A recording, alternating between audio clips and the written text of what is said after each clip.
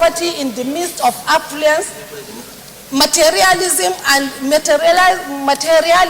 and the show or display with impunity, weak judicial system, porous borders, exploitation, high influence of armed and narcotic substances, organized violence groups. Mr. President, inadequate of basic infrastructure and basic and social amenities, lack of quality education and training, all these are the factors. Mr. President, if we don't address these factors, no matter the amount of community police we put in our various states, it will not work. So how do we address these factors? Every citizen must come to terms and agree that... You can round up now. Challenges at all. We have to own it from the unit level to the ward level to the local government to state, to monitor influx of foreigners. Strangers must be reported and must be tackled immediately. Mr. President, you can round up. You have 30 seconds. Special attention must be given to small and medium enterprising. Banks must be compelled to give loans favorably at not more than 5% interest rate per annum, as it is done by other countries like Botswana, Cape Verde, and others who are focused in removing all their citizens from the street. Mr. President, huge amount of money should be budgeted to procure and deploy 21st century technology equipment to monitor and to tackle all these criminals within and around the rivers, the forests, and the mountains, and also given to those people that, our uniformed people that will go and face them. Mr. President, distinguished colleagues, if all these measures are not put in place, no matter the amount of state policing we put, we will only add more. Thank you very much. Thank you very much. Thank you very much. Senator Adambulkachwa, you are going for... Itemize all these challenges.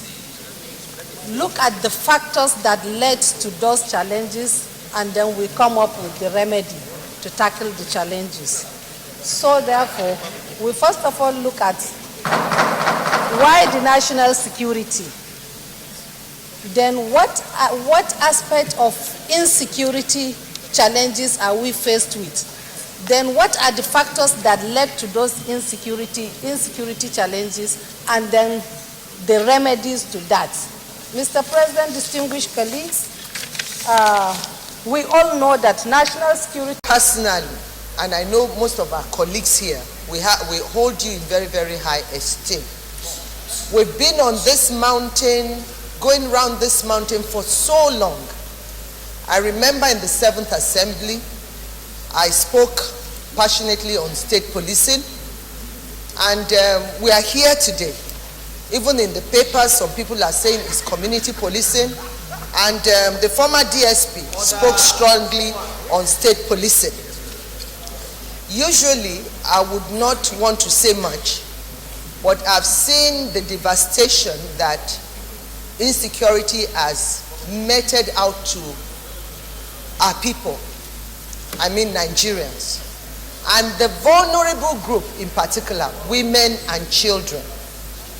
In the 8th Assembly, when I chaired the Women Committee briefly, I made a trip to Borno State and I visited some IDP camps. I saw the worst cases of malnutrition that I've never seen. I took several pictures. I couldn't believe that the children are even humans. But you know, I haven't said that because I only have 3 minutes. I want to really talk about state policing. That's why I said we've gone this mountain for too long. But we believe that during your time, we can do the right thing. Even a baby, when you have a baby, they don't walk immediately. You teach them how to take baby steps. Some states, I'll use Lagos State for an example, because Lagos is usually like a model state. We have, it's a known fact that we operate community, we call them neighborhood watch. Some people were saying Amotekun. I said we have Amotekun in form of OPC. So Lagos State is replete of security doing details doing different activities. We have security for our traffic that are called LASMA. But I will tell you categorically that we've not abused the use of a federal police presence in the state. Everybody knows what they are supposed to do. Yes, state policing. If we want to go there, they should allow some states who are ready. Why are we always afraid to even jump into the water? Can you give me a minute? So why are we always afraid to go into the water despite we don't even know how deep it is? So we've gone past this day. If we really want to tackle our security issues correctly, we should look at state policing. Community policing and state policing, we are saying the same thing, only just different sides of our mouth. Who is the one funding community policing? State government.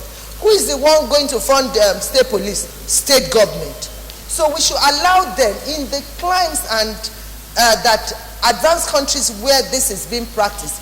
We can learn from them. We talk about the world best practices. We should look at them and study them and let them give us solutions. I believe in you, Mr. President, to do it this time because we've been going around since 7th Assembly. So we can do it now. This is the time for you, and God will help you.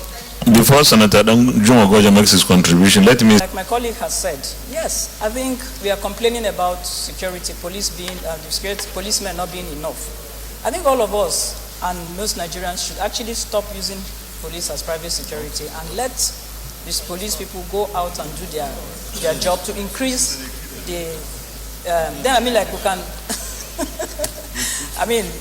or they recruit more. I mean, I know that there has been an approval to recruit additional 10,000 police. Nobody really knows because every day you hear there's a court case about that recruitment. There's need for us to make sure that recruitment is finalized so that we can increase the number of policemen we have on our roads. Mr. President, I'd like to look at one area of this issue of insecurity in this nation, the collateral damage that happens to Nigerians, which in most cases when we discuss security issues we don't look at.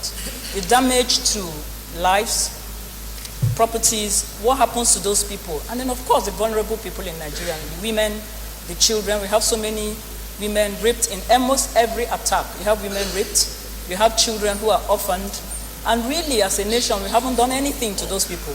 We just leave them. There has been no well put together plan to take care of the collateral damage that comes out of all this insecurity that we're having in our nation. And I think we should include that so that at least we can make sure that those who have suffered from this collateral damage, especially the vulnerable people, are taken care of. Thank you very much, Mr. Senator Matthew Rogide.